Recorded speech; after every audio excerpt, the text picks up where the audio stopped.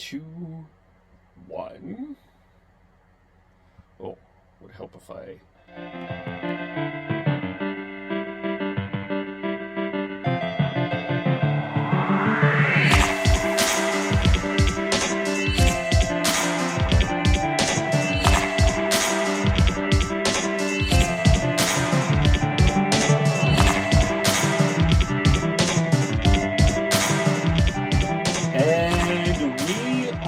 Actually recording live on Spreaker.com, Kevol, or the Hockey Podcast, and on Facebook Live, the Hockey Podcast as well. Welcome as to the Hockey Podcast. You can follow us on Twitter at podcast_hockey, and you can like us on Facebook, the Hockey Podcast, and you can subscribe on Apple, Google, iHeartRadio, and Spotify. It is, it's kind of like, for me anyway, I feel like a kid that is 9, and when I couldn't sleep the night before, because I was waiting for Santa's presents to come, it's sort of like that for me right now, as we are this close, for those watching on Facebook Live, to watching actual hockey games. Heidi in New Jersey, hello.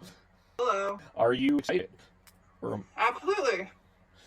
It'll be nice. It'll be very nice to get into that. Hello, Sean, representing the Canucks.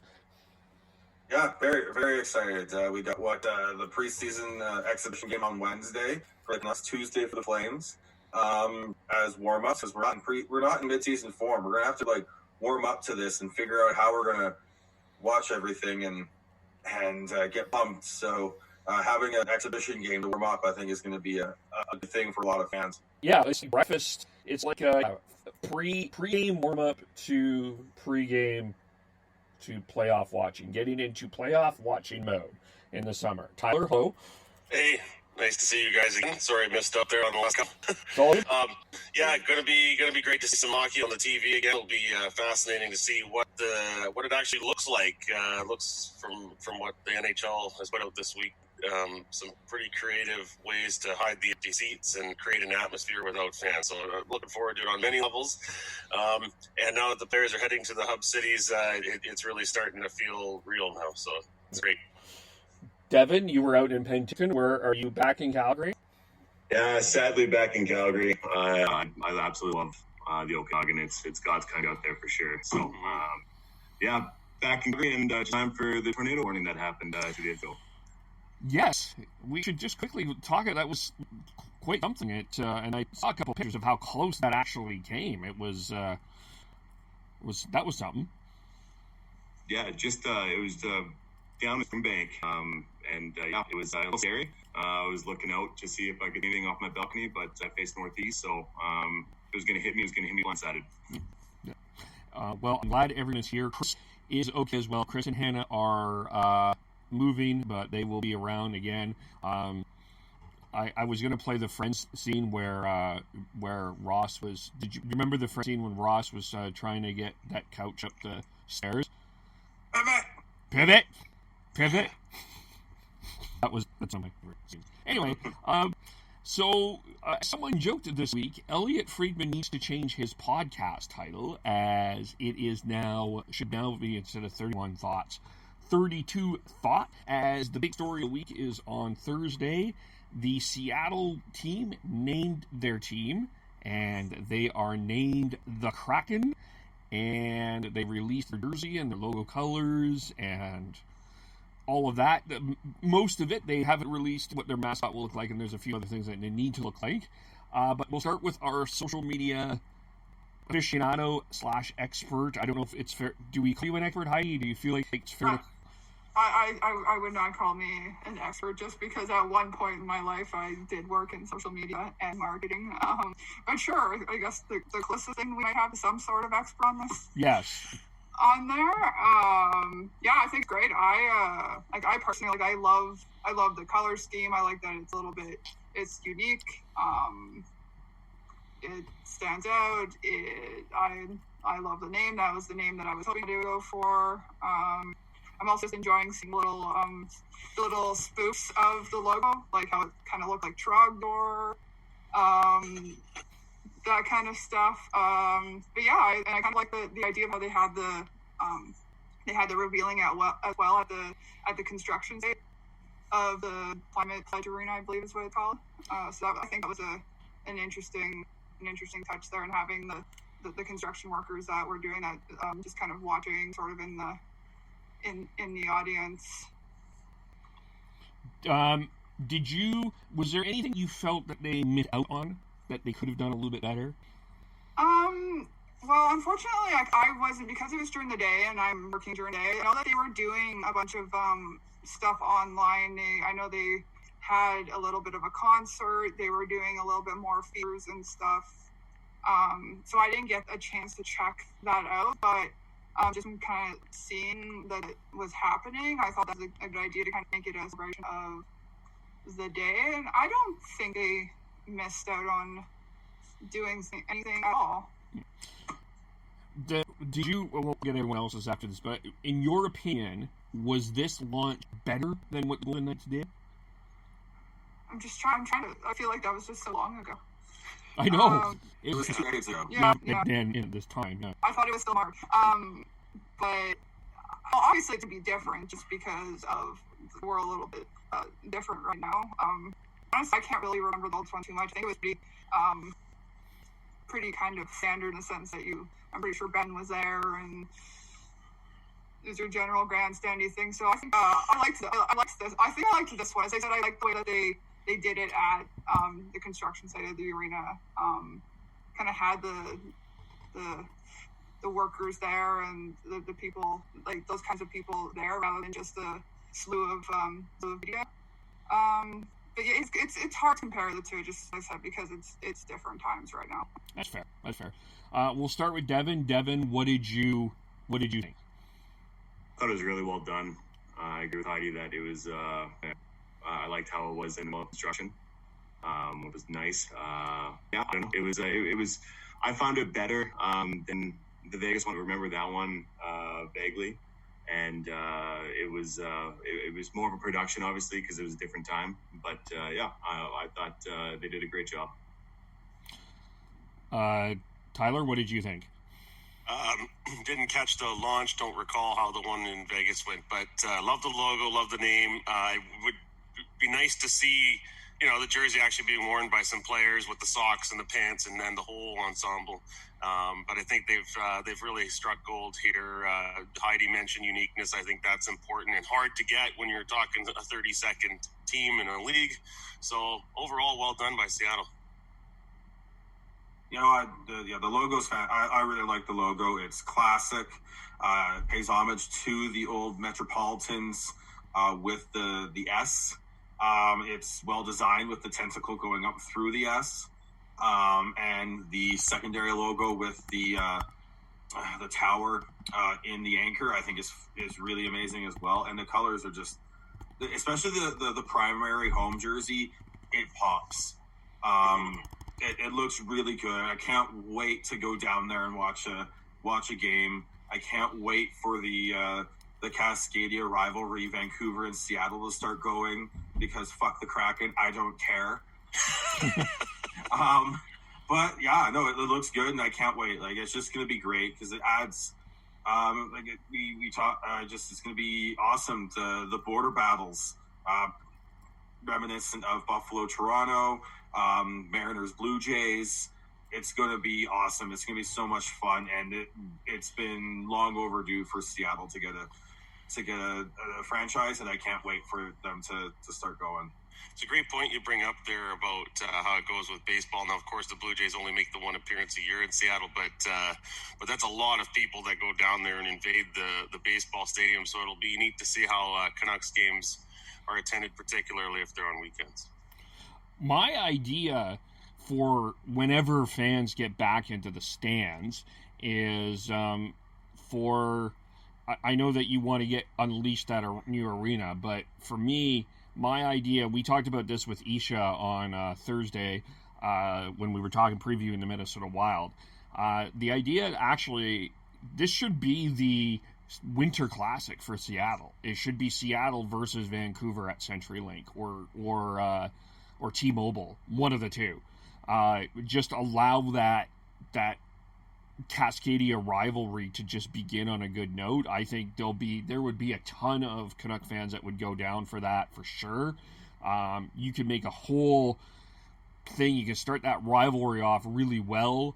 There's a whole bunch of fun things that you can do. We talked even a little bit about this, about the idea of, like even brewing competitions or like your craft beer festival. You can do a whole bunch of different things that you can do with that. So I don't know. That would be my idea. I don't know if that's going to be what they think, but I think just, I think your opening night is obviously Vancouver, but I think getting as many people as you can engage in that Seattle-Vancouver rivalry as soon as you can, that's what I would do.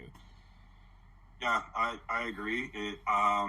Depending on when the season starts, because we don't, with everything in flux now, we don't know if they'll actually start in October like they normally do, or if it's going to be pushed back to November or what for that next season. Even if you don't do a winter class, like an outdoor game to start, as soon as possible, you get into CenturyLink and you play a game there. And yes, it has to be Vancouver, because we all remember the Red Wings and Leafs at the Big House, and how just packed that was.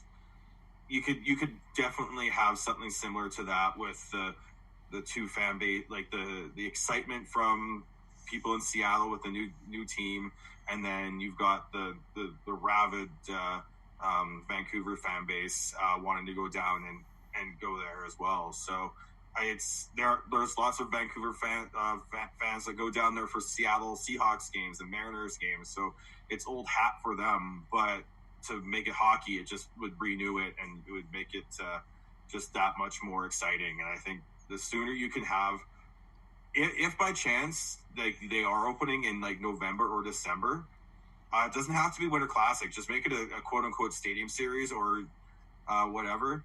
But have opening night at the environmental arena. I can't remember what it's called. Climate Pledge Arena. Climate Pledge Arena, and then you have a second game within a day or two at CenturyLink.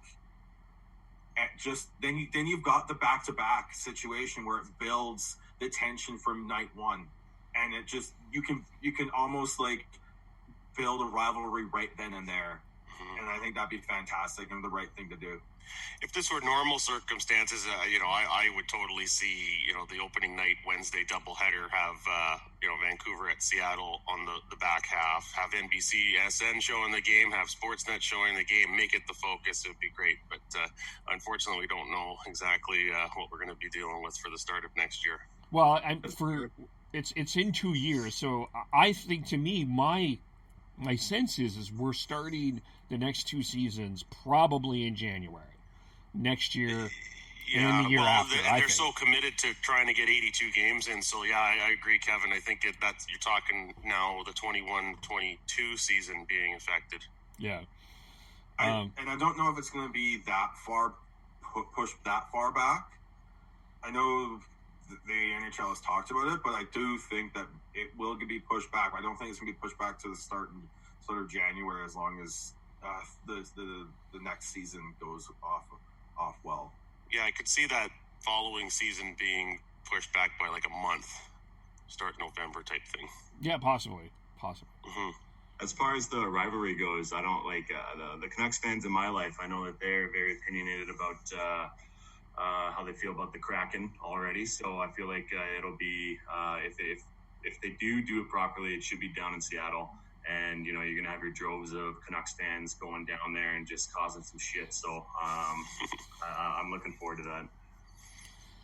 Well, Heidi, did you have it? Well, before I ask, Heidi, did you have anything to say? No. Okay. Other than the fact that, yes, I agree with the Canucks fans being very opinionated about things. That's fair. Well, yes, and because one of the things that came up in Canucks media this week was there were some, and I don't know, I didn't see this in Flames land as much, but definitely this was in Canucks land. This whole idea of Canucks fans enjoying and supporting the logo, and some people feeling that they were not real. If you were cheering for the Kraken, you were not real fans. My theory is I think that there's probably going to be some people that will instantly hate the Kraken because that's a natural rivalry. But my other theory is it sort of reminds me of like that little brother or little sister that you have just found out that you have, and you want the absolute best for them until there's the time to have the absolute rivalry. I get the feeling that some will be very supportive of the Kraken, get their feet up because this is kind of new for Vancouver to have a regional rivalry, and then when the fists drop, then there'll be a real rivalry. But it's almost like the first game. Yeah, like I mean, because to say that someone's not a real fan if they like the Kraken jersey or like what Seattle has done, I think that to me is a little silly and offside. The tiers of fans of that, I'm not a big fan of that. But I think that like for Flames Oilers, like if the Oilers ended up leaving Edmonton or vice versa, I think both fan bases would feel really sad about that. But like when they're both competitive and there's still that rivalry, it's kind of like a love-hate. It's like frenemies a little bit. Does that make sense? Oh, it totally makes sense. I like the jerseys and all that, but I'm full on the hate Seattle Kraken mode at this point. But I want them to be successful enough that it adds to the drama of the games when they're played. Because what's been the knock on the Battle of Alberta for years? Neither team has been truly competitive. Exactly. So then you look at the games this year. Both teams were in the playoff hunt. It was heated, and you just had this. You had an awesome feeling and energy in whatever arena it was, whether it was the Saddle Dome or Rogers Place. There was this extra energy, and that's what you want from a rival. Like I said, I respect Seattle and what they've done in terms of creating a logo that looks good and colors that look good. But like I said, just I'm full on board for creating a rivalry and making it so that it's fun and because the more rivalries you have, the better, because it just creates a better environment to go watch a game. I mean, I'm a Canucks fan in Calgary, so I think that's just me because I'm so used to just going to the Saddle Dome and getting yelled at all games. So maybe that's just how I've been indoctrinated and taught to want to have, and because that's what I've had my whole life here. In regards to that, the Flames game we went to there, Sean, at the end of December, I thought we got off easy that time from people. Oh, we did. We did. Yeah. Because everyone was a little upset. There wasn't much to cheer for the Flames. Yeah, when Riddick got chased after 3 goals in the first period, the damper was down. I was going to say that I pointed this out on Twitter there, Kevin. If the expansion process, the draft, is anything like it was for Vegas, I mean, the Kraken should be good right away. I think that rivalry will be in place, right away, assuming that Seattle gets a pretty good squad like Vegas did. Yeah, that will be interesting how they set up that expansion draft and who they get for goaltender, like stuff like that. I think that will be key. But I also, on the other side of that, I can imagine some general managers are not going to be making the same mistakes that they did with the Golden Knights. Yeah, I don't know about that because of the cap being the way it's going to be for the next couple of years. You have these unwanted contracts, and you have to be successful. You're going to need to have your prospects in place so that you have those low cap hits for the first 3 years. So I don't know, Kev. I think it's going to be very interesting. I don't think there's going to be as many deals, quote unquote, between Ron Francis and any other GM, but I feel like there's still going to be a couple. There will be a couple. I do think that there's going to be more wheeling and dealing with current teams trying to work the system to get more to make sure they're not having to expose certain players. With the Canucks specifically, with Quinn Hughes and with Quinn Hughes not eligible to be not needing to be protected because of games played and all that. They're gonna have one or two extra defense spots to be able to protect. So they might be able to make a deal with another team who has, say, 5-6 really good like NHL defensemen that need to be protected, and they can make a hockey deal with that team as opposed to what happened with Vegas, where they were giving up. Let's look at Anaheim specifically, because they gave up Shea Theodore.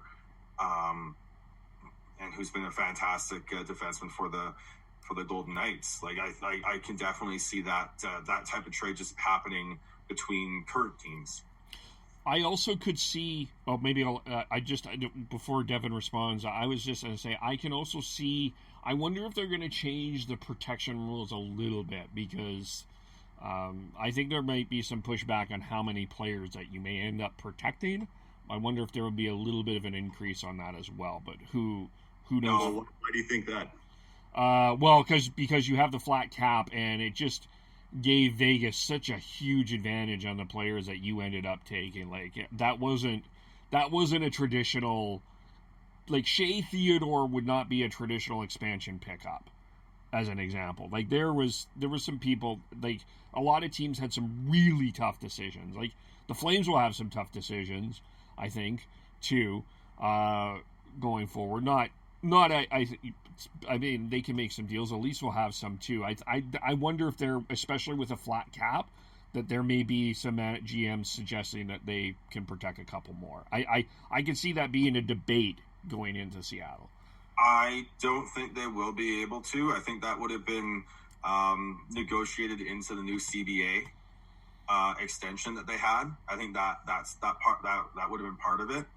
I don't think they can at this point. Okay, maybe I'm wrong.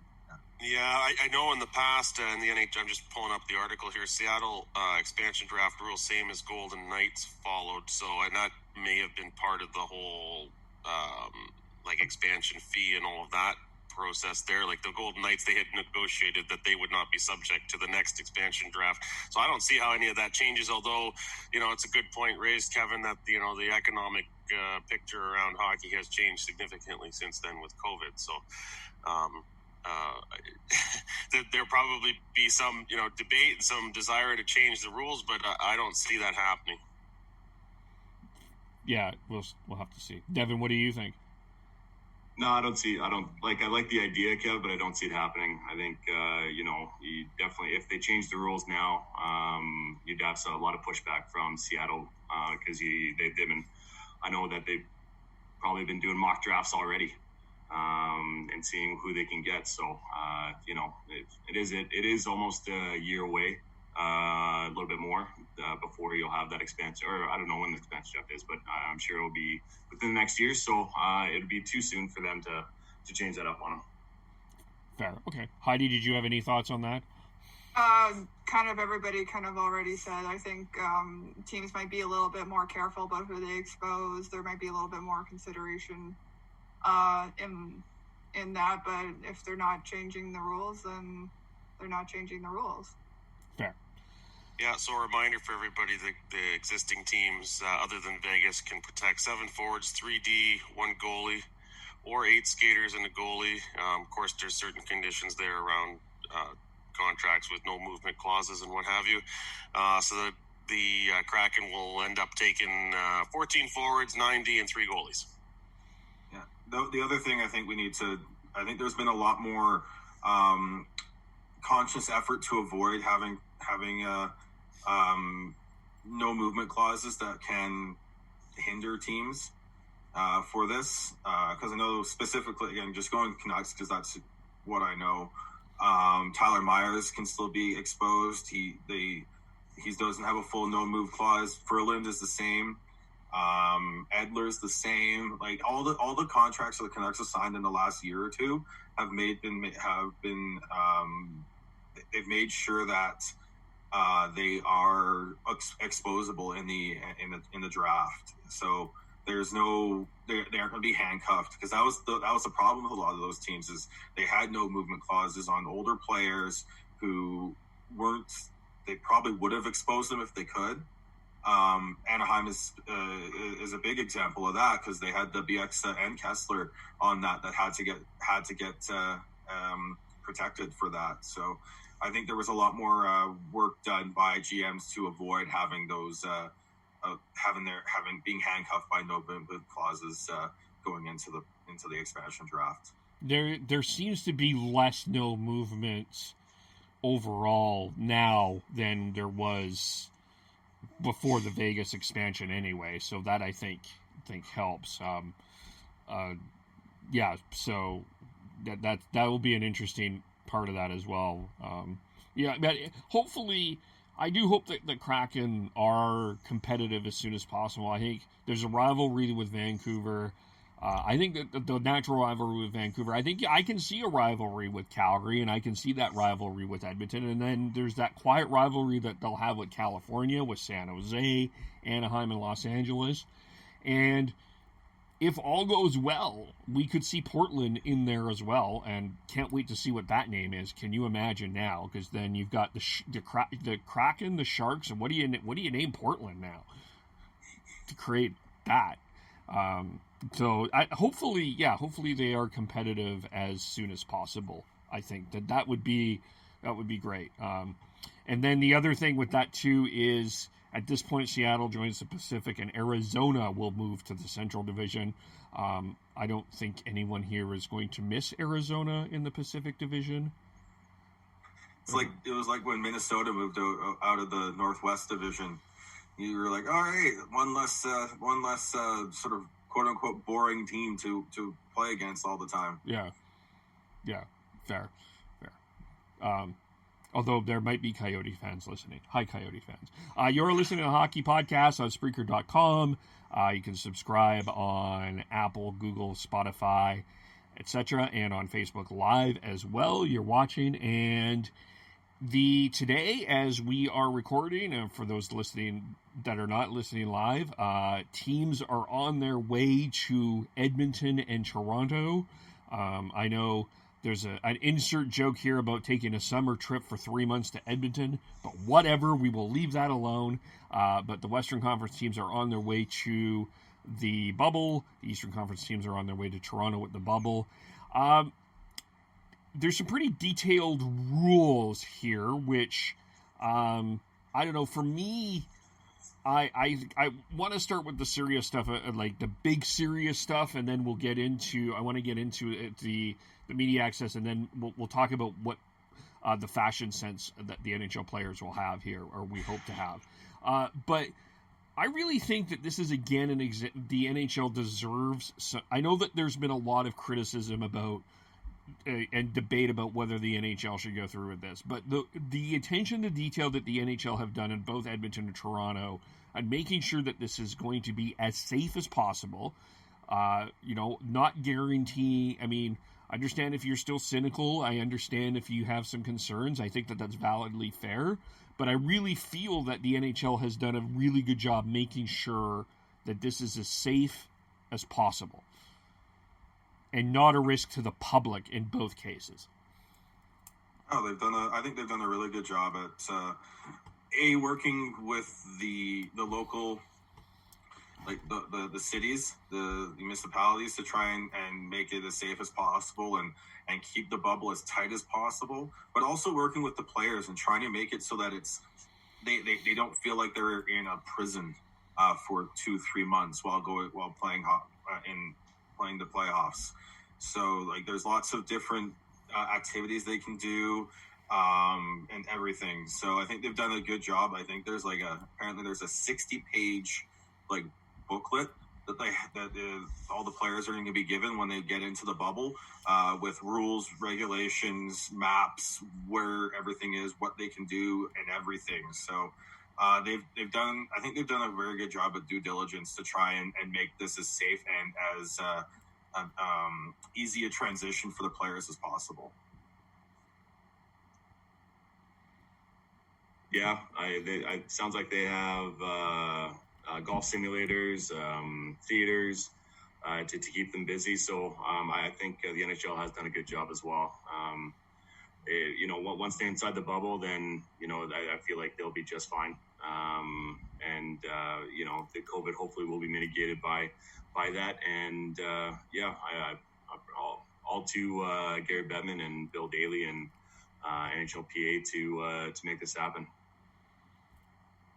Yeah, I think we'll see some of the some interesting things come out about how the players have gotten a little creative about keeping amused outside of practices and games. Maybe we'll see a little bit of, I don't know, friendships coming between some of different players. I don't know if you'll see players maybe from different teams hanging out together. Yeah, I'm very interested just to see that kind of stuff.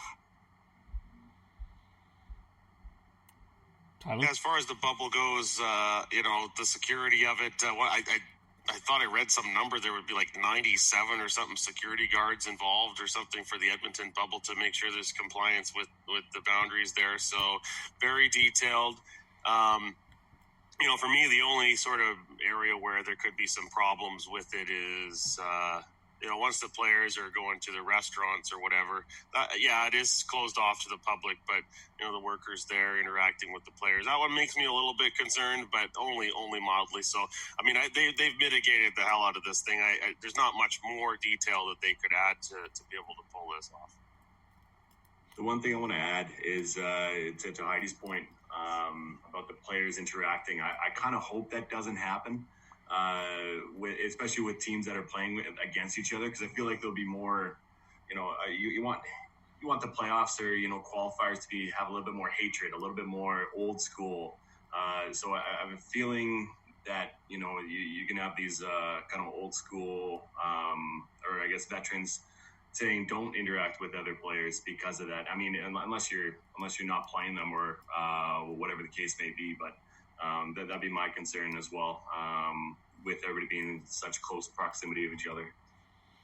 Yeah, I'm not talking about teams that are obviously playing against each other during series, but like if you're not in that same series right now, I always go back to the friendship that I know that exists between Elias Lindholm and Jacob Markstrom, and about how they were fishing and hanging out together in Sweden this entire time.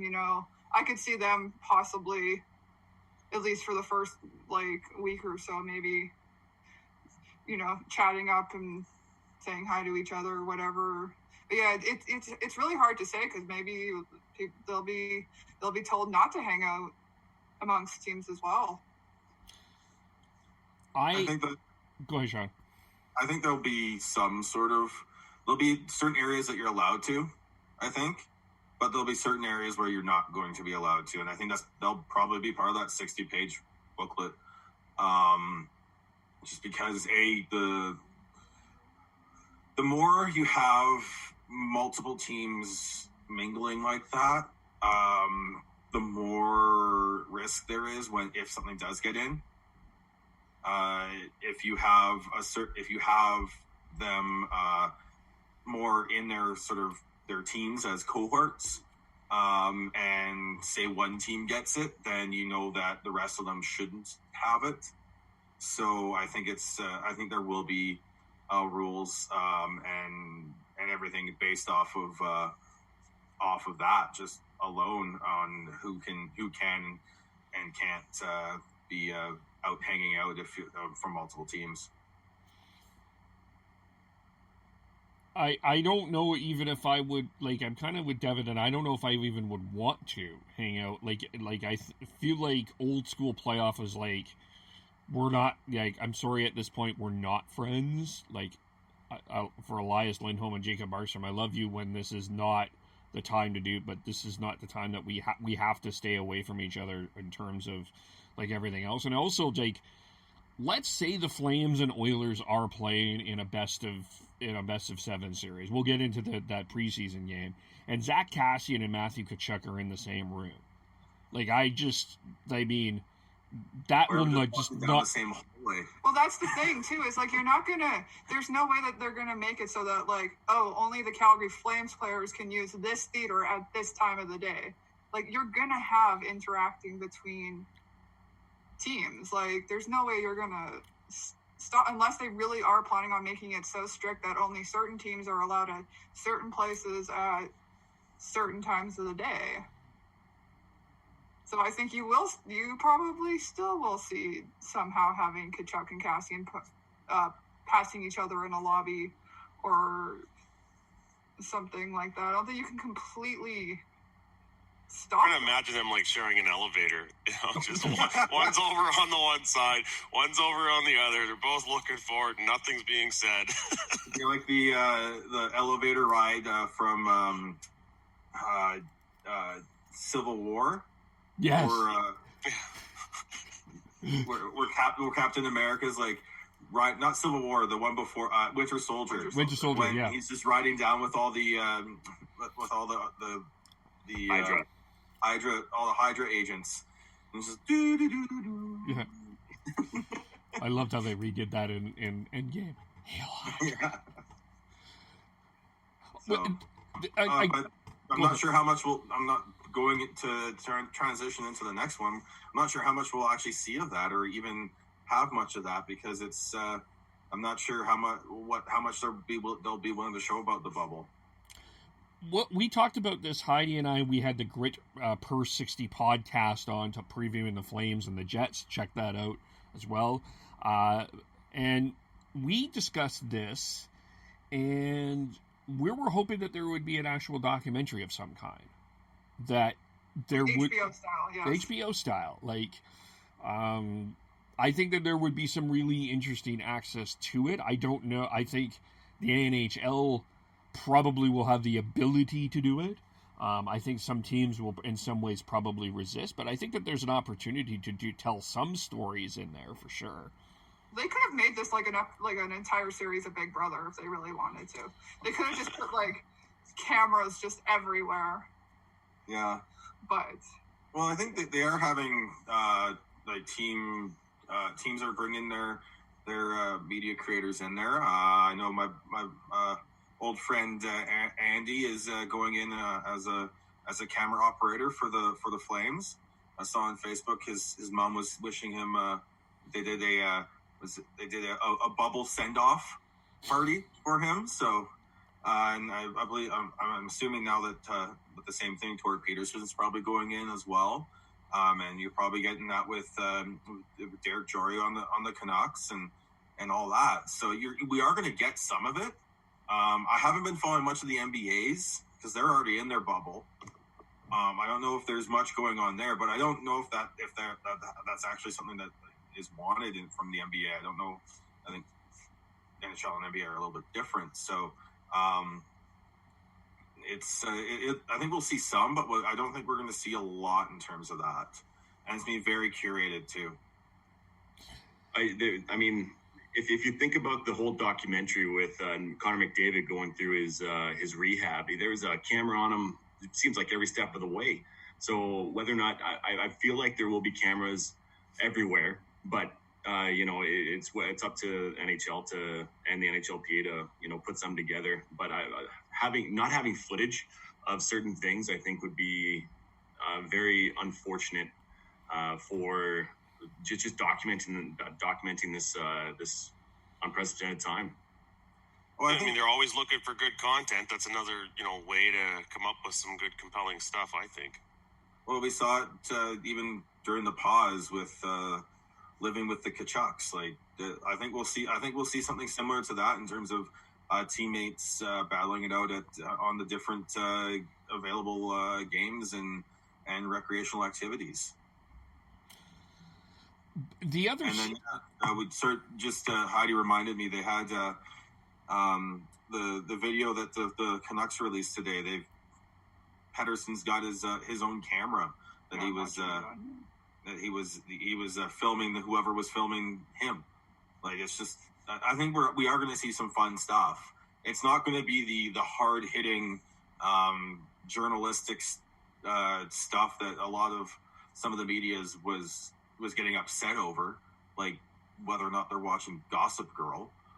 But I just think that what we're going to get is what we're going to get, and I think it's still going to be really good content, and I think it's still going to be fun. Like, but we're also going to get 5-6 games a day. Like, there's only so much content a person can consume. So when you've got 5 or 6 games a day, like, there's going to be a lot of people who are going to be trying to watch all the games. They're not going to be glued to their phones on social media looking for content and reading articles, breaking down the games, breaking down things that are happening in the bubble.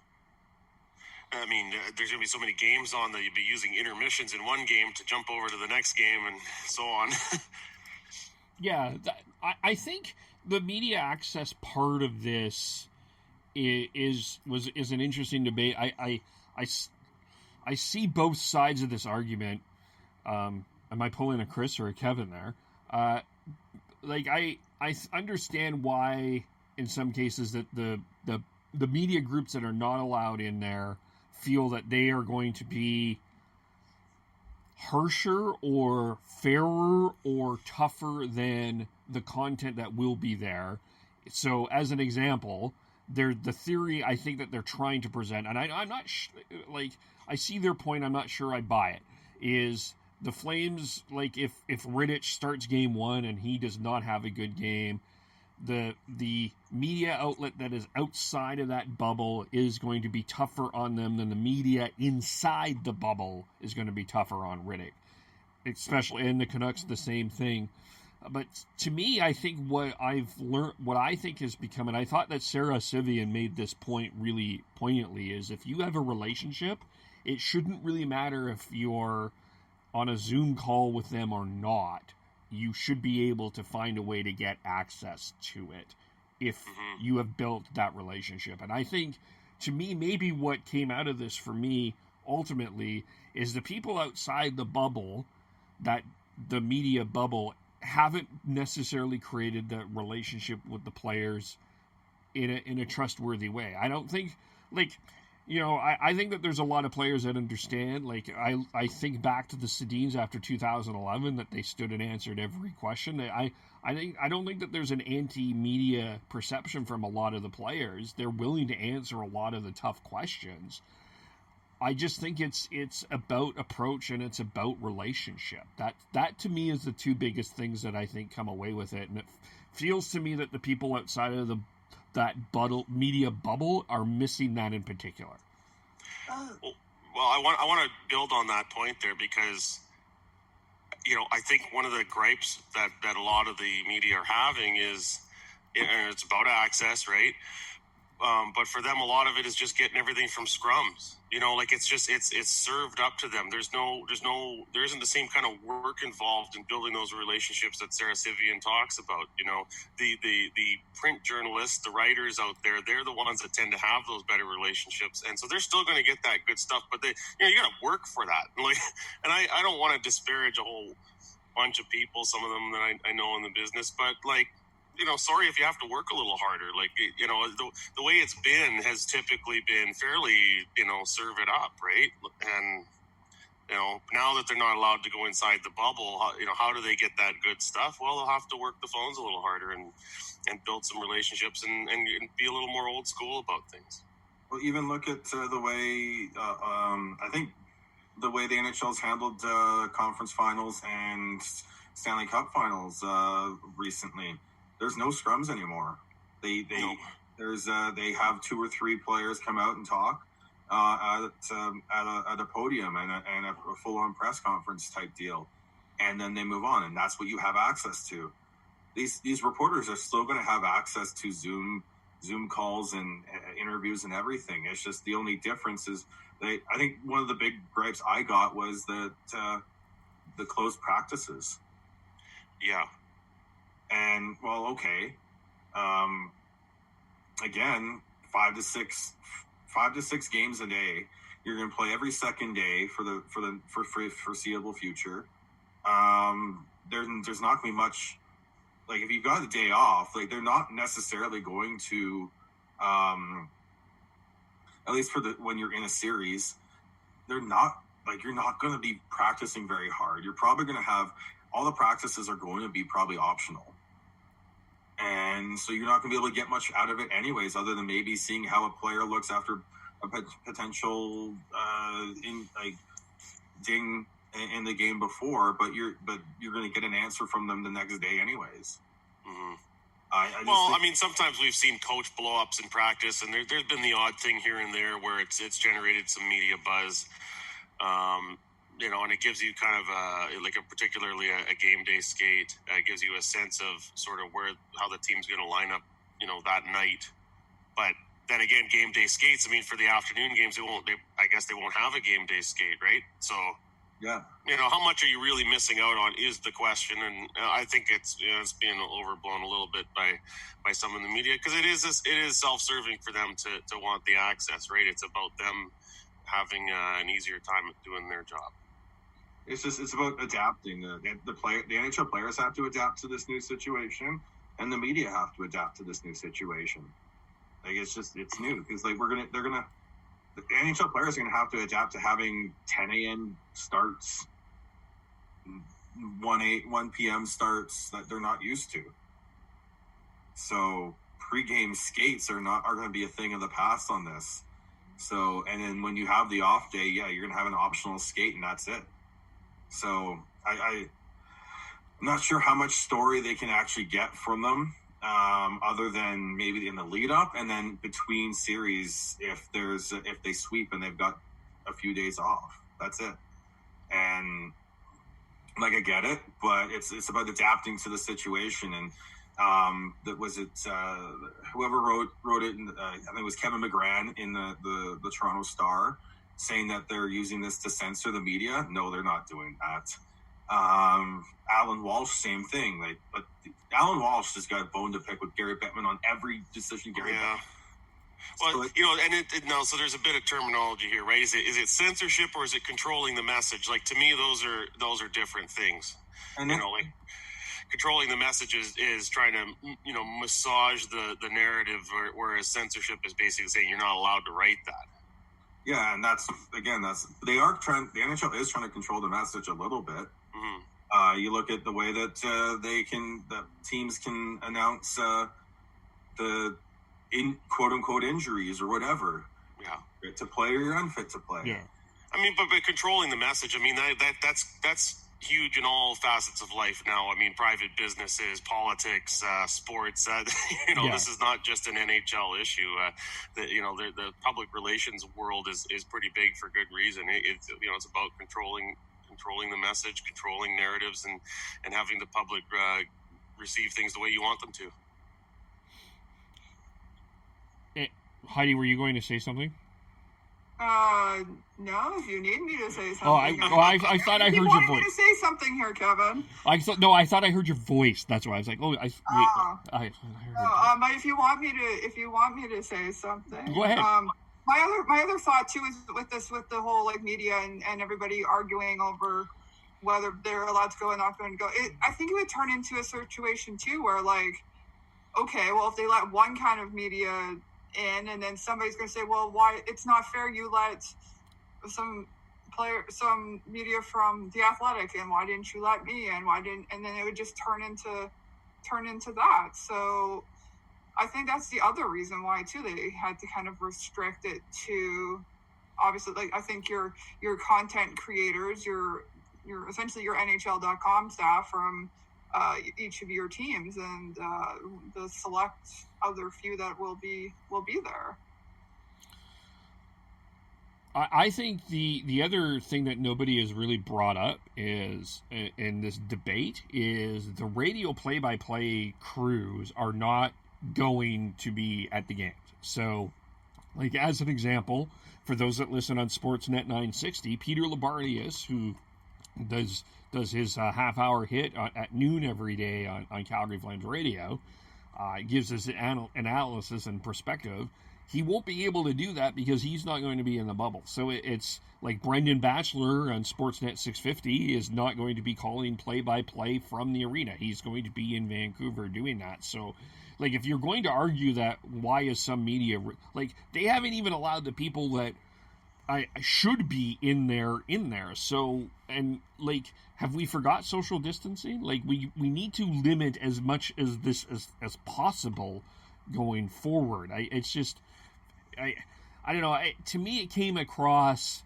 I think ultimately, it's coming across a bit like why not me? Woe is me. When I don't think that is like. I think just a reminder why we're having hub cities in August 1st for a playoff qualifier. Google COVID-19. That's why we're here, right? So you have to limit this in some way, shape, or form.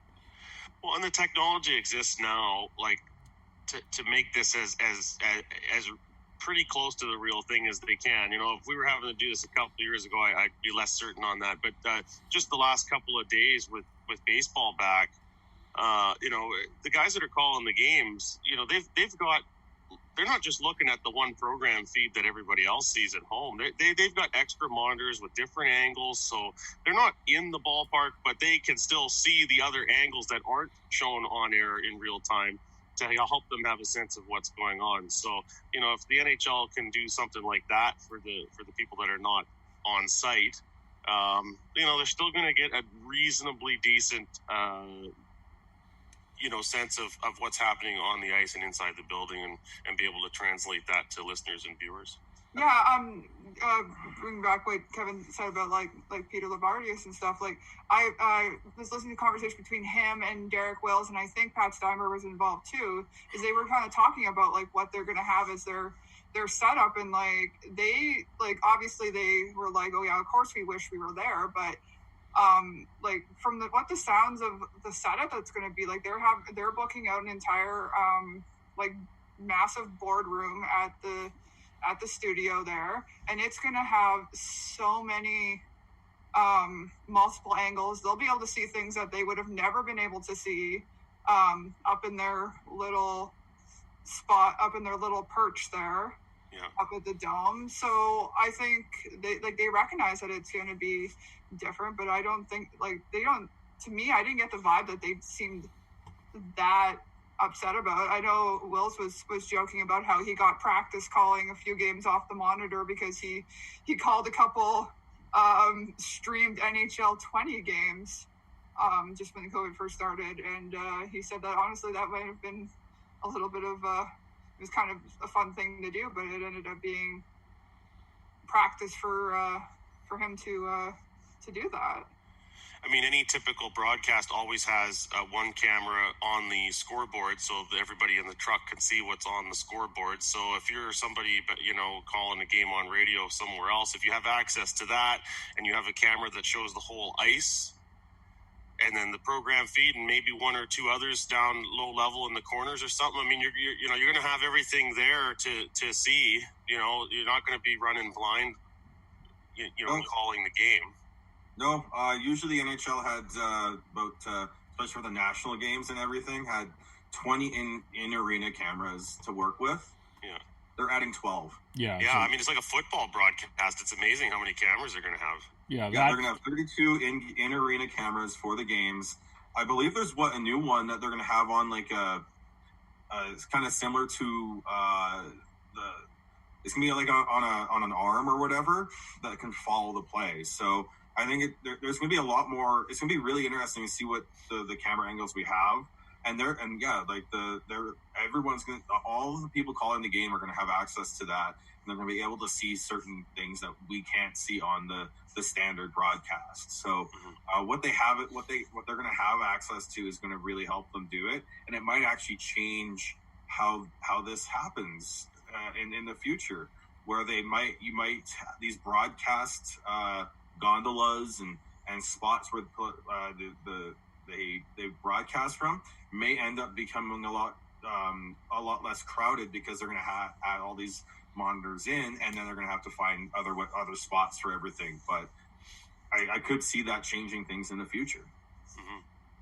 Yeah. To move on to the what we're going to wear aspect of this. So the Minnesota Wild are planning to bring back the polo shirt. Yay. There's talk of Lululemon. What do we expect some fancy clothing things here now that there's no dress code, or what are we hoping for here? We'll start with Heidi. So I brought this up for anybody who listened to our interview with the guys from Grid for 60, but I think for me, I'd like to kind of see the players just in something team branded, whether it's just kind of like what you see when they have like practices and game day skates and stuff, but like they're in their like Flames hoodie or their Flames t-shirt or hat or something like that. Maybe like if they want to be fancier, they can get like a polo shirt or something, but I don't feel this need that they have to wear like with the Minnesota Wild, that they only have a choice of 3 shirts and they have to be collared and they have to be wearing pants. And I think it's just a time that the players could have they could have fun with what they're doing. I personally don't care.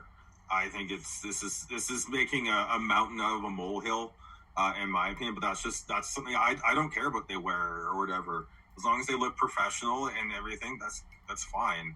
As long as Austin Matthews doesn't wear like a short suit, I'm okay with it. Like fisherman jacket. Yeah. But honestly, like as long as they are comfortable with it and their teammates are comfortable with it, and you're feeling cohesive and you're feeling and you're getting ready for the game, it doesn't matter. Like to me, I don't think this should be made a big deal of.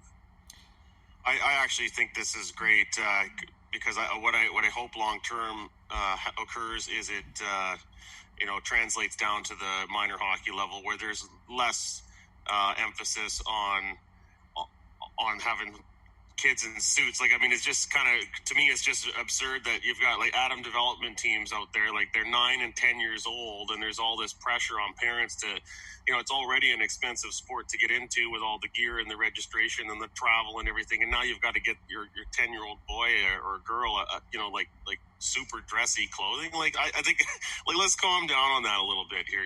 Like if it looks presentable, that's fine. Like I don't think that we need to go overboard on the whole dress code thing. It's supposed to be fun. There's supposed to be some amount of relaxation to it. So maybe that's the trickle down effect over the long term. That's what I hope to see anyway. I can see that. I was also going to add before Devin jumps in. I was just going to add. I think there's an opportunity for some fun possible merch if a team gets on a run and gets something kind of funky, right? Like if the Canucks, as an example, go with the tracksuit or something like that, or the Flames go.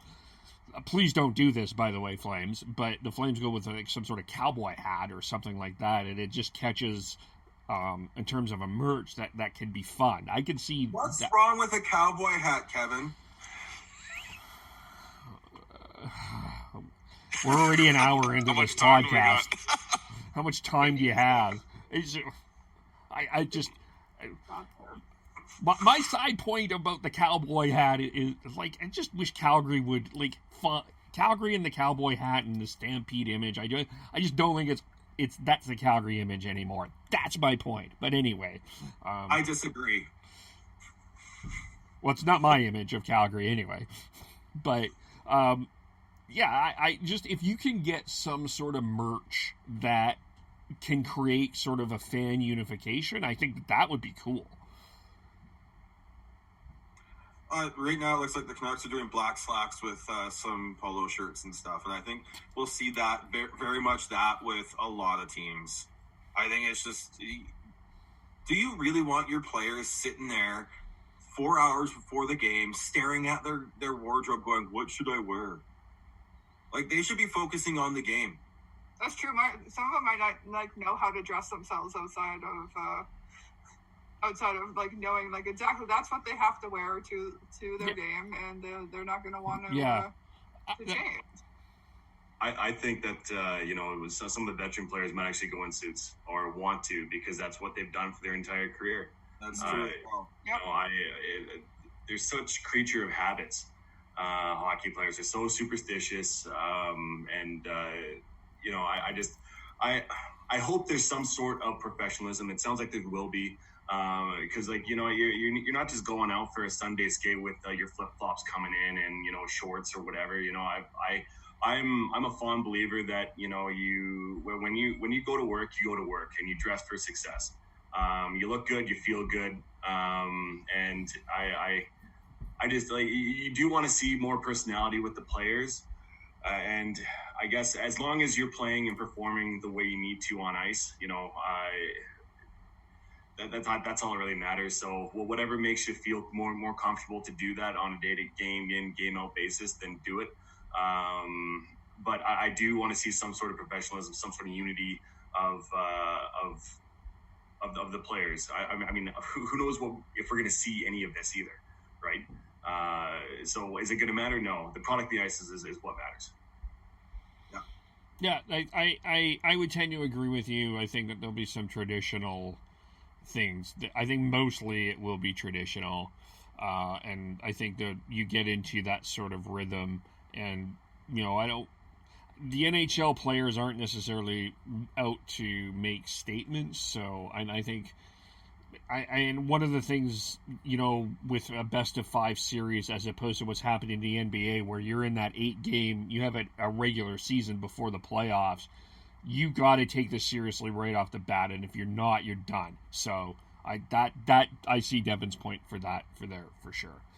On the flip side, though, I would love to see what Phil Kessel would come in if he really had his own choice. It'd be amazing to watch. Yeah. Yeah. There's a few players I could imagine. Let's quickly go through. We'll save the officiating conversation for just a little bit later, because then I can probably separate this for a different podcast, because I think it's really important. But let's go through the lineups here for the Flames and the Canucks as they are heading into the bubble. The Flames are sending 31. They're going 4 goaltenders. The Canucks are going 3 goaltenders. Don't think there's any real big surprises with the Flames, but I think the big question still remains with the Flames is who starts game 1. And I have to tell you, I'm going to be honest, Devin and Heidi, I'm a little bit getting more and more concerned about David Rittich. I know that this is scrimmage, and I know, but if you go back and listen, by the way, to our podcast with Kevin Woodley, he even observed that there seemed to have been a change. I'm leaning towards, I think that we are going to see Cam Talbot in game 1, and I'm getting a little bit more concerned of what happens with David Rittich. Am I weird? No, I've been hearing little rumblings, and I've been kind of seeing the score of some of these scrimmages and stuff, and it sounds like David Rittich's been letting some goals in that maybe he's necessarily been doing, with me just kind of popping in and out of seeing things on Twitter. But at the same time, I don't think we can necessarily read into every single thing that happens in these scrimmages either. I'm not gonna be outraged whether they play Rittich or Talbot. I think either or is a good choice, and I still don't want to say that for definite that I want Rittich or Talbot to start. It doesn't really matter to me, because I know that honestly, if they go into game 1 against the Jets and that goalie does not perform, they're gonna pull them and put the other one in the next night. So I have a feeling they would probably still gonna run Rittich though for the game the exhibition game on Tuesday. They'll probably start him. Yeah, as far as the exhibition goes, I think they'll probably start him just because he has been so inconsistent in this scrimmages, just to see if it has to do with the possible D combinations or whatever that they've been rolling out through the exhibition or through the scrimmages here. But my gut feeling is that they're going to go Talbot, because you're going to run your the guy who looks and feels like he's ready to go and start. Because I mean, you only have 3 chances potentially to try and move on here. So it doesn't sound good for Rittich. As far as his career is concerned, I mean, he's still young, but he will be pissed off if he's not a part of it. Maybe that'll light a fire under his ass to get his shit in gear. Because you have Talbot on one hand, who's played playoff games before, won a playoff series. So if he's rolling, I think you also got to talk to Jordan Singlet, the goaltending coach, and see what he thinks, obviously. But it sounds like Talbot's to me, Talbot is the number one right now. Heidi alluded to the short leash there. If a goalie has a bad night, the next one's going in the next game. I mean, I think it's even shorter than that. You have a bad first period, a couple goals are in. I don't, there's not time to waste in a 5-game series, right? So I think you'll see that all across the playoff field. The amount of runway to come back in a series is shorter. Yeah, well, especially with teams that have 2 goaltender situations like the Flames do. Like, if it's Hellebuck, I think your Markstrom, or your Carey Price, you're probably letting him figure that out. But if you have a situation where it's Rittich Talbot or Smith Koskinen as an example, I think you got to think quickly.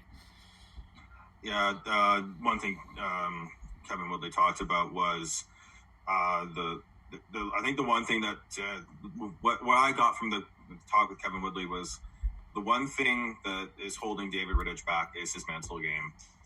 I wonder if he's just not focusing in these scrimmages, and I wonder if they go with him for at least 2 periods in that exhibition game and see if he can get his mind straight for that. Because when he's on, he's on. And I think all things equal, I think they want to start David Rittich, but you don't know what's going on there and whether or not he's mentally there. It sounds very similar to what the Canucks are going through with Jake Virtanen. All things equal, I think they want him in the lineup, but again, you just don't. There's other players out playing. Like Talbot's looking better. You're not sure where Rittich's head is at. Like, I think that's the issue. Yeah. The other thing, I guess, with the Flames to get into this here is, what's the it sounds silly, I guess, but one of the guys, the Jake Virtanen-esque forward on the Flames is Mark Jankowski. And what is your 4th line? Are you going, do you go with Jankowski, or do you try Bennett with Klein or Reeder and Ronaldo, or what do you think there? I think you give him a leash here to make sure he's proven in the exhibition game. It's very similar to the Rittich Talbot thing. If he's not looking good in the exhibition, we do have some depth and people who can step in. I would love to see. I feel like it's very similar to Ronaldo. If Ronaldo's going to be running around like an idiot and not playing well, then he's going to be out, even though he brings energy. So I just see there's definitely potential with Jankowski, but the exhibition is going to be a telltale sign whether or not he's ready to step up into that 4th line role. Yeah, and I can add, just to add to that too, there is enough guys that they are taking with them that if Jankowski isn't working out, if Reeder's not working out, Ronaldo's not working out, Bennett's not working out, I think that they can pull some of these guys like Alan Quine, maybe even Buddy Robinson, Austin Zarnik. Like there's choices to play on those 3rd and 4th lines that the Flames can do that. So I'm not too concerned about Mark Jankowski. I had such high hopes for him, but he started to disappoint me. So I'm kind of if he gets pulled, he gets pulled. I think that there'll be guys that will be hungry to take his spot. Got to remember too, whoever is the designated home team for each game, that may influence lineup decisions there, depending on how much coaches want to play matchups. And I believe that Paul Maurice and Jeff Ward will be big on wanting to play matchups. I'm assuming the top three lines are set with looks like Lindholm's going back to the right wing with Gaudreau and Monahan, and then you've got the quote-unquote matchup line of Tkachuk, Backlund, and Mangiapane.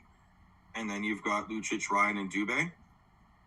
Yeah. They might, Ryan, so I think before the Ryan was playing, and Bennett was switched. I think Bennett was playing, can you pull that diagram back up? I'm a visual learner. So, I think Bennett was playing in the middle on that third line. Yeah. And they had Ryan down on the left wing there too. So as I said, there's options there. I would have Bennett on the wing. Playoff Bennett needs to be on the wing, in my opinion. He can bang and crash out there on the wing better than at center. So you and against the Jets, who have are willing to play a bang and crash game, an up tempo game, I think you need him on there to help slow things down and grind it out. So I think him on the wing's probably better.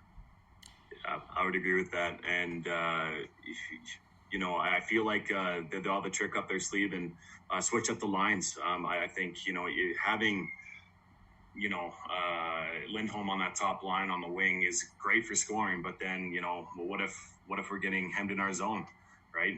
You got to get a momentum shift. So put Lindholm back at center and keep rolling.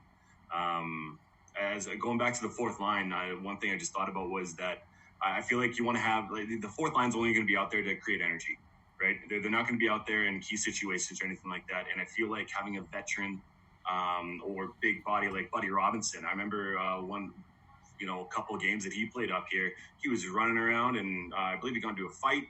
So I feel like you need to have that energy down there, and I feel like Jankowski doesn't bring that. I as far as like the top three lines go, I think they're pretty set. But having Bennett on the wing is definitely beneficial for playoff hockey. Well, especially with this Jets defense and their defensive structure, and especially talking to the Grit Per 60 podcast, how unenamored they are with this Jets defense overall. I think the more pressure that you can put on that Jets defense, the better, because you'll get your chances on Connor Hellebuck. It's going to be hard. I'm not saying it's going to be easy to score on him, but it's going to be a lot of pressure on there. So it's a matter of taking advantage of those opportunities, in my mind. Yeah. For the Canucks here, I think the big thing here, Sean, I'm going to disagree with you a little bit about Jake Virtanen. I have a bit of a different theory. I think maybe there was a time when the Canucks were like, you know what, I want Jake Virtanen in this lineup, and I think we need to have him. I think if it has been a story of this camp, I think that ship is sailing. I think that this the way Travis Green has been talking, I think he's gotten to the point of, I'm tired of this. I've given him as many messages as I possibly can. If he doesn't want this, he doesn't want this. If a Zach MacEwen and even a Michael Ferland are doing better, I've got to roll with them. I think I'm starting to sense, maybe I'm wrong, but I'm starting to sense the Jake Virtanen ship is sailing. Oh, you're saying it in a completely, what I was trying to say, just in a completely different way. All things equal, if Jake Virtanen's playing at the top of his game, the Canucks are better with him in the lineup, and they know that. The problem is that he struggles to do that, and he struggles with consistency, and he struggles with getting the mental game right, and making the correct decisions in the game, and not becoming a liability. Before the pause, Zach MacEwen was playing on the third line more than Jake Virtanen was. and now you throw in Michael Ferland and a healthy Sutter. I think it's gonna be really tough for him to get in the lineup, because a healthy Michael Ferland is a game-changing player for the Canucks. They could have a third line of Antoine Roussel, Adam Gaudette, and Michael Ferland. That is a line that can dominate down low and dominate physically and create offense for Adam Gaudette's one hell of a shot. Because both Ferland and Roussel are very good on the forecheck, working the cycle and getting the puck out to the slot for shots. I do think that it's time. I think all things equal right now, Michael Ferland is the right winger on that third line, and I think they're going to go with Brandon Sutter on the right wing on the fourth line to make sure that they've got enough penalty killers so that they're not overworking Bo Horvat and JT Miller. And you've got the veteran consistency and trust that's on that fourth line for Travis Green. And that's the key word right there, is trust. Jake Virtanen does not have the trust of the coaching staff right now. Yeah, I'm with Kevin. I think that patience is running pretty thin there between the organization and Jake Virtanen, and the off-ice issues there that popped up a few weeks ago have certainly not helped his cause. So he better find it here fast, or they might be parked in the press box for the duration here. But I think one of the big stories that is here, and it quote unquote big, but it's Ole Hulevy making the bubble roster over players like Guillaume Brisebois and Ashton Sautner, who have NHL games played and have been ahead of him on the depth chart for the past couple, like even going into this past season. I think that says a lot. I think he has looked good in the camp, and it's starting to look like he can become an NHL player, which would be huge for the Canucks going forward. He's never going to live up to that draft position, but it's time to move on from that and just get the best out of him. And if he can be a 4-5 defenseman, maybe even a 3, that's going to be fantastic for the Canucks going forward. And the fact that they chose him over those two players who have been called up in front of instead of him before is huge. Yeah, I think another thing is that having him up with the club and experiencing playoff hockey and it just being around that atmosphere, I think would be very beneficial for him in his development too. Yep.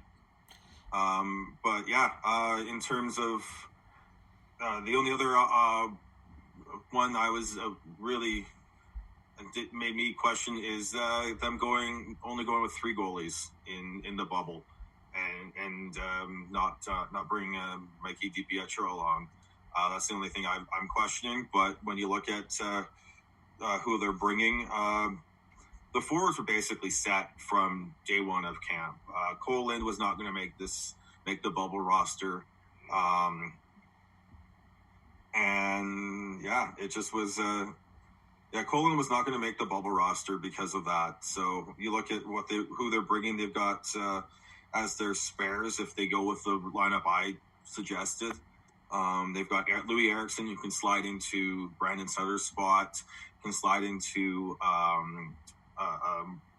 matchup role with Bo Horvat as he's played in the past.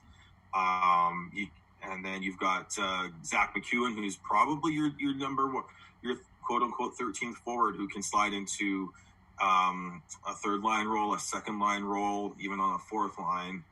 And then you've got Justin Bailey, who's got speed to burn, and Tyler Graovac, who's a center, and you need depth down the middle in the playoffs. So I thought that those were going to be the players they brought, but they only bring in 30 players, so there was one more spot. I don't know if there's something else going on, but don't see a major problem with who they're bringing. Back to the Flames quickly. Devin, Heidi, was there anyone that you were surprised was or was not on their team? No, not really. I'm kind of wondering the choice of bringing Valimaki. I think just as long as he doesn't play, he won't burn that stipulation or whatever that he could not be protected in the expansion draft. I think they just want him around the team to kind of just watch the systems and get to know some of the guys. I'm not really sure like what that choice was, but other than that, there's nothing in there that's really jumping out. Yeah, Valimaki, once again, I think it's very much just being around the guys and making sure that he understands what playoff hockey is about. I mean, he did play. He has played a couple games of playoffs, but I think that he better be playing that exhibition game, and that's all I got to say. He to showcase whether or not he can play and will play. And I don't doubt True Living or Jeff Ward won't do that because that'll be completely moronic. But I'm not surprised with any of the roster going up to Edmonton. But I do want to make a point in what Sean was confused about why they only took 3 goalies. When you have a self-proclaimed number one, well, not self-proclaimed, but he's a number one goalie. You only need 3 goalies. The only reason why Louis Domingue's there is if Demko gets sick or if Markstrom gets sick. And say, for instance, Markstrom gets sick, I would not be surprised if Domingue is the next one up instead of Demko. Just because of what how he played down in Tampa Bay when Vasilevsky got injured. He played 20 games and he crushed it. So I just feel like that would be the savvy move, just because he's a veteran and he's been here before Demko, and Demko, he once again just being here and experiencing it all, and I think is beneficial for him too. Man, Domingue going in before Demko, if that's the case, would be an absolute nightmare publicity media in Vancouver. That would be massive shit show. It'd be crazy. But what's in the Vancouver media? It doesn't matter about the media. You got to win games. Screw the fucking media and whatever they're going to do and say, you got to make the right decision for your team for the win, period. I think you guys are both right. It would be a gong show if that were the case, if it got to that point. But I don't think it's out of the realm of possibility at all that Domingue plays instead of Demko. I'm not sure where the organization's at. I'm sure, they have to be a little bit nervous about how the stretch of games prior to the pause went with Demko being the number one. He really did struggle.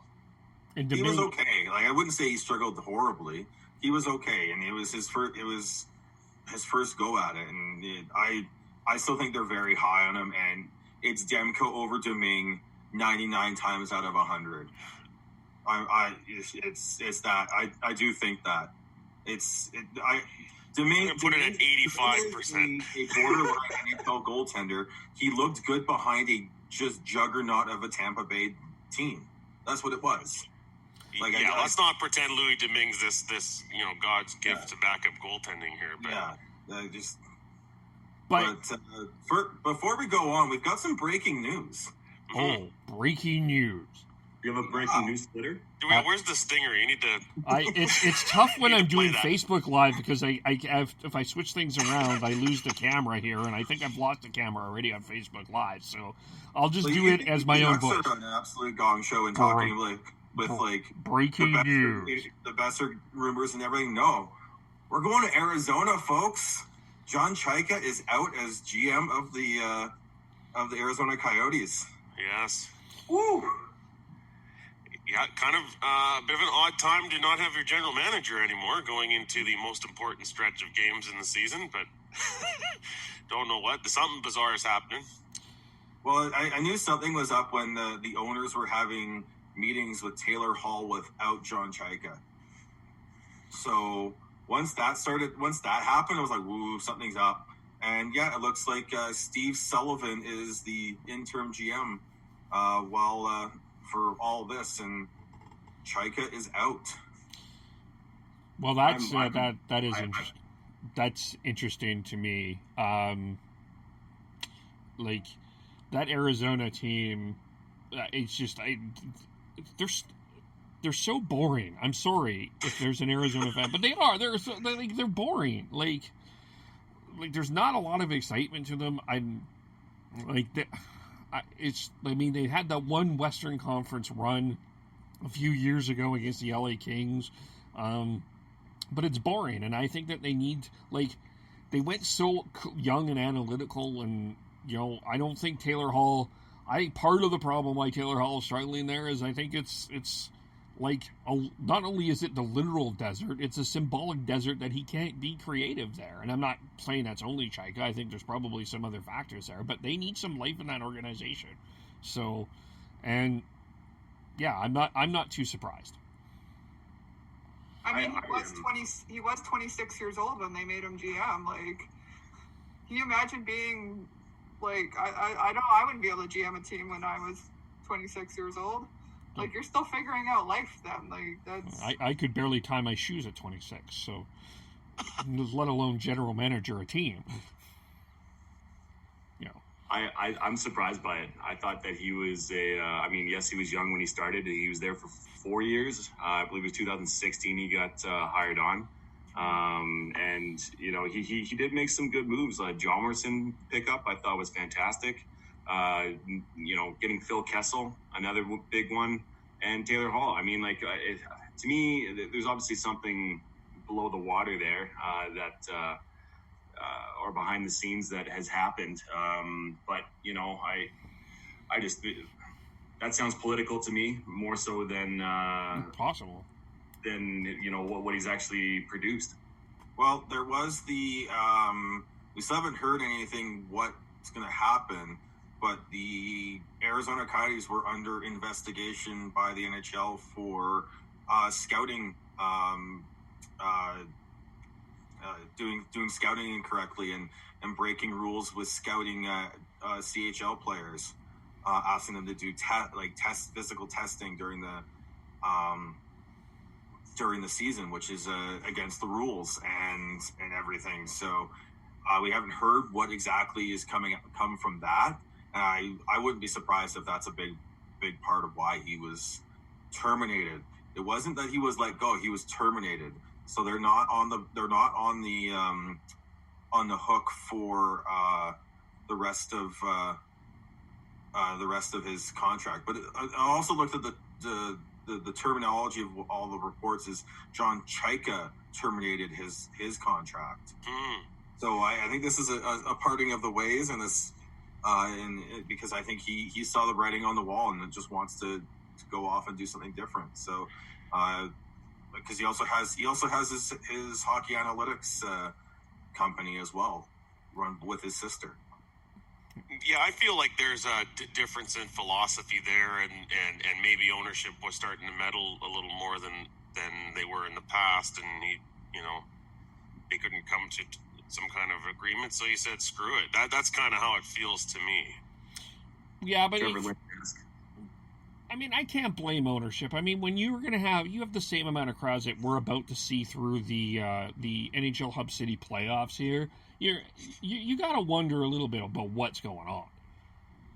You got to meddle a little bit, don't you? Yeah, I just think it's a combination of that and the scouting, because Vancouver has all the talk about who you can praise and blame for scouting and all that, but the buck stops at the GM, and if your scouts are doing that under your nose, you're not doing a good enough job controlling your employees. And if they're doing it under your guidance and recommendation, then you're breaking significant rules that could come back to significantly hurt the franchise going forwards. Yep, that's fair. So John Chayka terminated his contract with the Arizona Coyotes. See, that's why we go live on Facebook and on Spreaker. So you listen to the Hockey Podcast. The last thing I want to get to, like in terms of big topic, we got a couple quick things, but I want to make sure we do touch on this now, and because I do think this is going to be this is always a hot button topic, but this is going to be more of a hot button topic around this, and it's the officiating. And since we do have an official on our panel as one of our hosts, I think it's good. Kind of, Tyler, from your perspective, now that we're getting here, what are you expecting from the officials? Are we know and do expect that the games will be sloppy, but intense. So with that in mind, if you were an official coming into these games, what is your mindset in taking control of the game and putting your stamp on how this game is going to go? Everybody's going to be screaming for let them play and to have some flow. So there's always going to be that pressure, I think, in the heads of the referees to let things go where they can. But beyond that, there's not really much to make of it. It'll be, it's going to feel different in the building. Certainly, there isn't going to be that same sort of craziness and intensity that gets the heartbeat going a little faster. What I'm kind of interested in is, it feels like, and again, a lot of this is perception, but it feels like, the crowd can sometimes intimidate the referees in playoff games, and even throughout regular season games, scouting the refs, the website, they keep track of referees' statistics and how many calls against the home team and the visiting team, and it seems to tilt towards the home team typically. Now, is that going to change with this neutral site and no fans? That's kind of what I'm interested in seeing. Theoretically, they should just go in and be doing the same job, but I'm not certain it's going to turn out the same. If anything, it should kind of steer towards a more, shall we say, fair game. I don't know if we're going to have as much griping about the officiating from the fans because it's a different circumstances surrounding the games without spectators in the building. Yeah, that's definitely something that the way that home fans can sway a ref or officiating at times.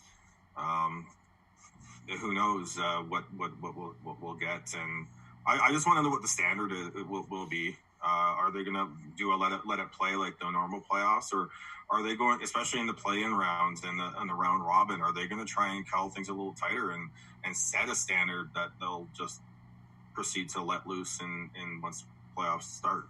I expect the exhibition games will be very tightly called, especially since you've got some spicy matchups there that you don't want to have to get out of hand, such as Calgary, Edmonton.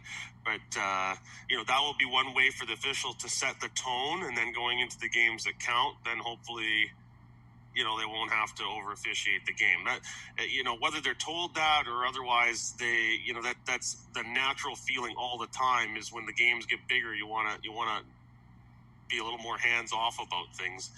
And so I expect it'll be pretty let them play out there.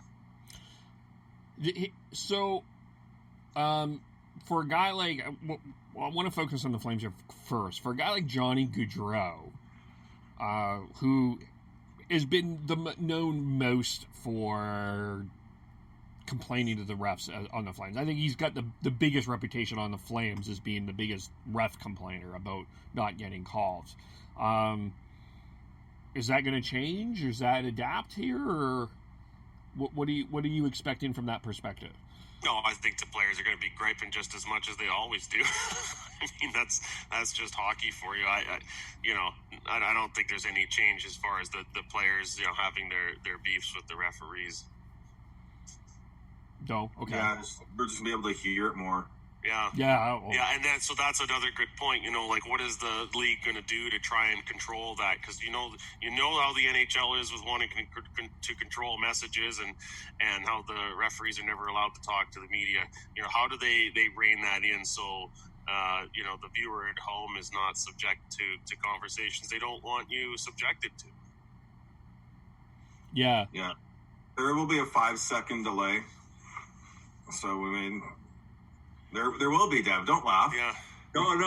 I'm laughing because, it could be just like blanked out a good portion of the game.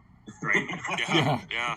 Like this is not like minor hockey where you one swear word at the referee and you're in the penalty box. I mean, there is a lot that's let go in NHL games, and there's swearing that comes back the other direction at times from the officials to the players. Like, and there's a lot of first name basis that goes on there too. So, that's not an image I think that the league wants the public consuming. So how they manage that will be very interesting. And there's been a lot made around players trooping each other, but I think the interactions between the players and the referees can be quite spicy. And the referees and the coaches too. Yep. I mean, that's something that the public has gotten a little more sense of at home because, of course, when the penalty call is made, then the camera goes right to the coach. And then, if you can read lips, you know what the coach is saying. I mean, Travis Green, he conveys everything with that scowl as opposed to saying much. But, what you hear back from the referees towards the players or coaches could be quite interesting. Yeah, and I think that it might be reined in a little bit at the beginning, just because it is amplified, and you will be put more on a spotlight on them. But I feel like once the game gets going and potentially, tempers start flaring, you might get a lot more use of that 5-second delay. Mm-hmm.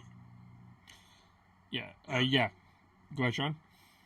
No, I agree with Devin on that. I think to start, especially in those exhibition games, it's going to be a little bit tame.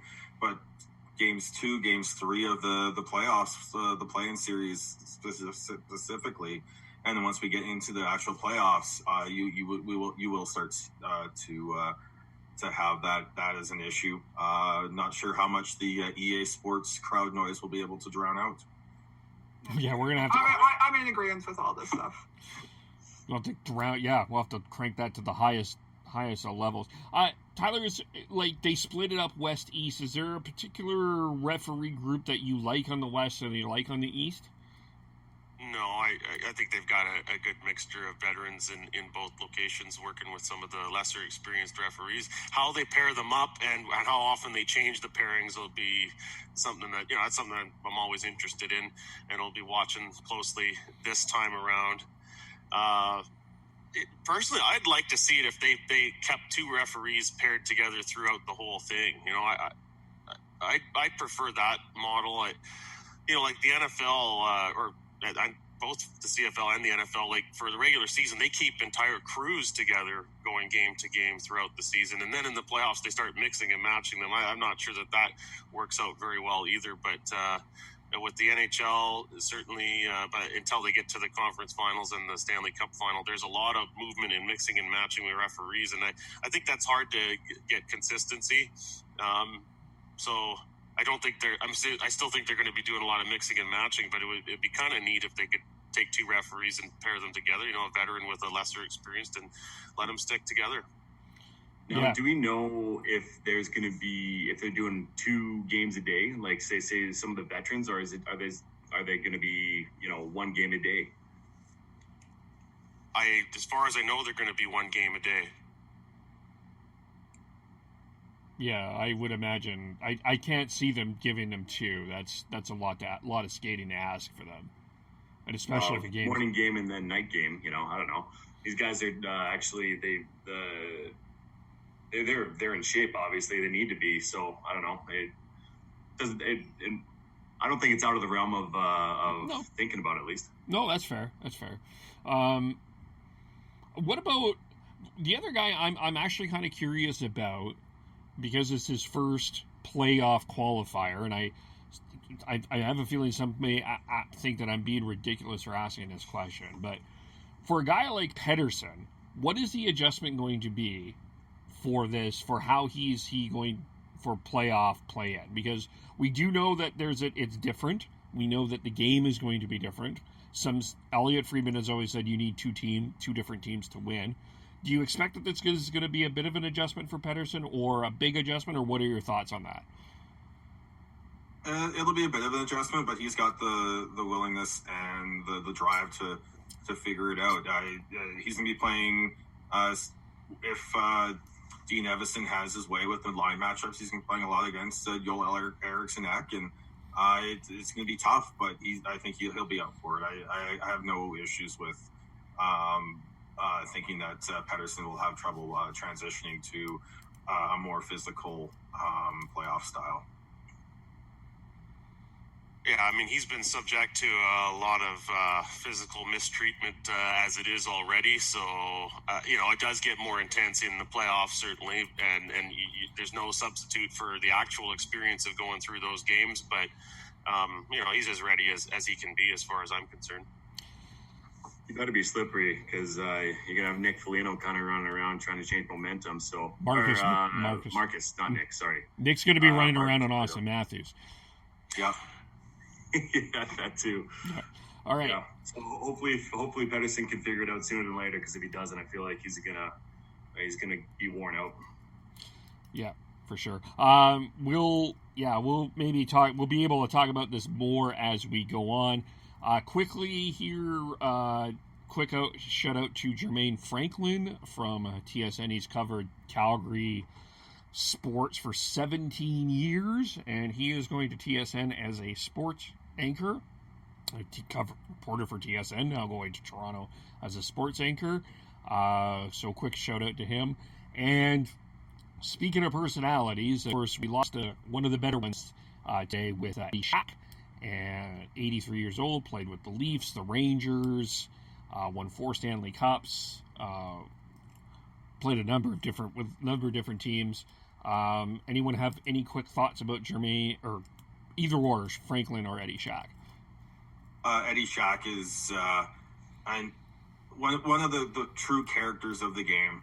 When your nickname is the Entertainer, like, come on, like he was fantastic, and I think it's a huge loss. Just one of the true characters of the game, and condolences to his family and friends. In regards to Jermaine Franklin, it's always heartwarming to hear stories of people getting to go back home and pursue opportunities that they've wanted back home, and TSN's accommodating him to do that. So it'll be neat to see him on the air as a Sports Center anchor and how that is. For me, my primary impressions of him have been on the sidelines of CFL games. So it'll be different. It'll be different for him. It'll be different for viewers, but good for Jermaine. Yeah, for sure. All right, we will end it there, or else we're going to go for another 9 hours. So how do we follow everyone? I am Bearded Canuck 03 on Twitter. I'm at Heidi Mazeballs on Twitter and everywhere on social media. I'm on Twitter at Tnoble, Tnoble. I'm GordHowe09 on Twitter. And I am KVOLE. Schneids is SCHNEIDZ, and we will have a bunch of other things coming up, so stay tuned on Twitter, on podcast_hockey, of what other things we've got going on, because we've got lots, and we've been doing lots, so thank you very much for that, and we will talk to you all very soon. Bye for now.